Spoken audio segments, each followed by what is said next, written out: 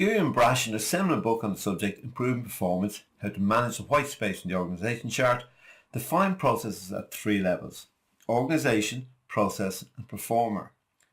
The organisational level is the one we're going to focus on in this lecture. The question you need to ask yourself is why organisation structure is such a major issue in process analysis initiatives, and why can it be a tricky issue to manage when embarking on analysis projects.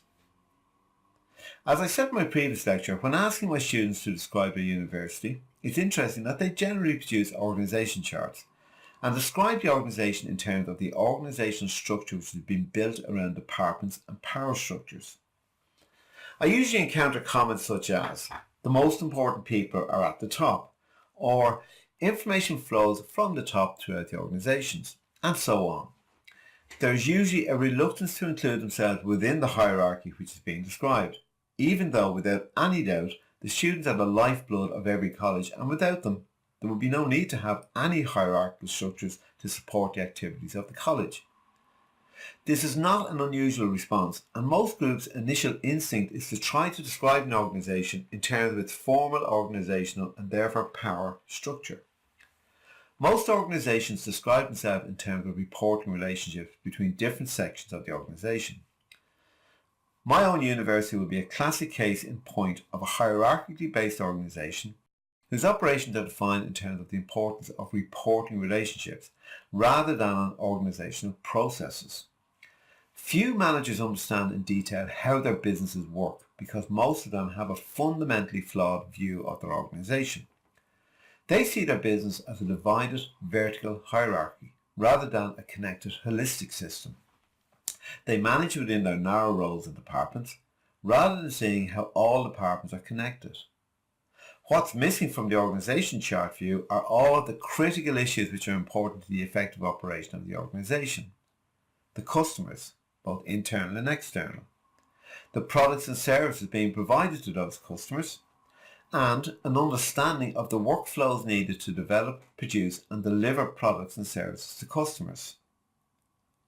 The reason these things are missing is because hierarchically based organisations, by their very nature, are more focused on power structures and reporting relationships than they are on providing good service to their customers. And no matter how much they might say that their customers are the key focus of the organisation, it is generally untrue, because this culture of hierarchy becomes so deeply embedded within the overall organisation that it becomes almost impossible to change it unless the Chief Executive Officer provides true leadership which insists that process is what needs to be understood and optimised, not power. The vertical or hierarchical view of the organisation doesn't focus on the products or services that are being created, or who they're being provided to, and very importantly, how it is that the organisation operates in order to provide those products or services to their customers. The reason we should focus on this is because an understanding of the processes by which customers receive their products or services is the key issue for continual process or organisation improvement, and is one which is key for process analysis projects.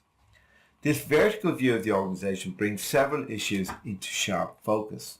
1.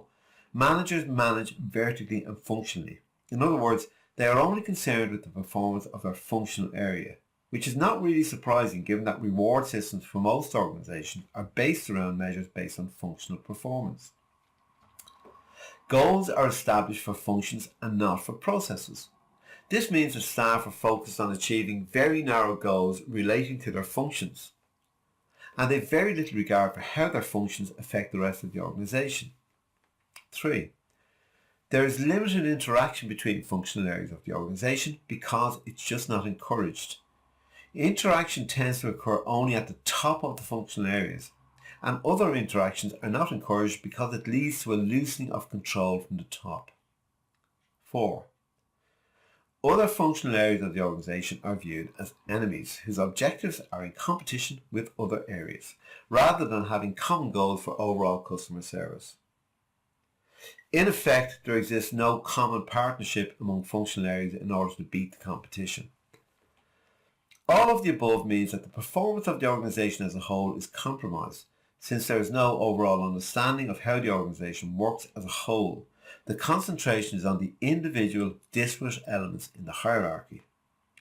This creates what has been termed as the silo phenomenon, an us versus them culture, where subordinate managers in separate departments view each other as enemies rather than partners. This results in managers being forced to resolve lower level issues rather than concentrating on high priority customer and competitor issues. The silo culture results when organisations are built around departments. For example, in my university we have various schools such as the School of Business and the School of Humanities, each with its own functional head, each of which has goals and objectives very specific to the department. Shared goals are a peripheral aspect of the operations of each school. Looking at a wider context, we have various administrative departments such as exams, registration, HR, IT and so on, which again have their own objectives and goals, which are narrowly based and specialised. It's rare that issues which affect more than one school are resolved at the lower levels of these school hierarchies. Everything is escalated to the top of the silo, and communication only tends to take place between those in charge of the silos, rather than being resolved by those who are actually responsible for the resolution of the issues. The resolution of problems tends to take an inordinate amount of time because of the lack of empowerment within the staff of the schools. This is a control problem which is more to do with power structures than ensuring that the organisation is providing the optimum service to its customers, the students. The following quotation from Rummler Brache summarises the key problems with hierarchical or functional organisation structures. The silo culture forces managers to resolve lower level issues, taking their time away from higher priority customer and competitor concerns. Individual contributors who could be resolving these issues take less responsibility for results and perceive themselves as mere implementers and information providers. As each function strives to meet its goals, it optimizes. However, this functional optimization often contributes to the sub-optimization of the organization as a whole. In essence, the silo mentality creates a barrier to operating at the process level, which requires a very different approach both at the individual and organizational levels. So if research and development are developing great products that can't be sold, well, that's a sales problem. If they can't be sold at a profit, well, that's manufacturing's problem. If marketing and sales can sell lots of product, but it can't be delivered on time, well, that's a distribution problem. There are many examples of companies who were at the leading edge of their businesses, making huge profits with tens of thousands of employees and who now simply do not exist. Wang Corporation and Digital Equipment Corporation are just two who were massive employers in Ireland. These companies disappeared because they were unable to adapt when the marketplace changed rapidly. Despite their resources and global presence, their distinctly hierarchical and vertical structures resulted in a lack of speed when it came to the point where they either changed or died. They died because of this lack of adaptability. Most of you will not have heard of a great man named Dr. An Wang, who was the founder of a Boston-based company named Wang Corporation in 1955, which became a global leader in the manufacture of computer hardware during the 1980s. Dr. Wang was accredited with some of the most important patents in the history of computer hardware development. At one point in time in the mid-1980s, Wang Corporation employed 130,000 employees worldwide, and I joined the company in 1987. Now, it wasn't my fault, I assure you, but by 1989 Wang was virtually bust, had gone into Chapter 11 in the US, liquidation in Europe, and were laying off employees by the thousands. By the early 90s, the company had virtually ceased to exist. Now you may ask, how could a company of this magnitude simply disappear? The reason was that they couldn't change fast enough.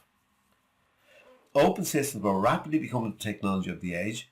Proprietary systems such as Wang computers began to lose their appeal as customers moved towards the use of open systems, which meant lower prices and significantly more competition. Wang Corporation, because of its size and culture, just couldn't change fast enough to beat the competition. The rise in the development of PC technology meant that no one wanted to pay hundreds of thousands of dollars for computer systems anymore. In fact, the hardware elements of computing became of relatively little importance, as companies began to invest their IT budgets in services rather than hardware. I remember going to a European meeting in Brussels shortly after I joined the company and having a presentation from a senior US executive who told us that we needed to move the company into being a services-based company rather than a hardware company. Everyone understood the problem, but the hierarchical culture of the company was so ingrained that change could not be brought about fast enough, and Wang Corporation virtually disappeared within 2 years. The same thing happened to Digital Equipment, or DEC, who also failed to adapt. Incidentally, IBM at the time had their own problems, rooted in a culture which relied on the sale of mainframe hardware, which made massive profits. But IBM split their company up and survived and prospered. In the next lecture, we're going to explore the concept of a systems approach to organizational structure and why such an approach is so important to business process management.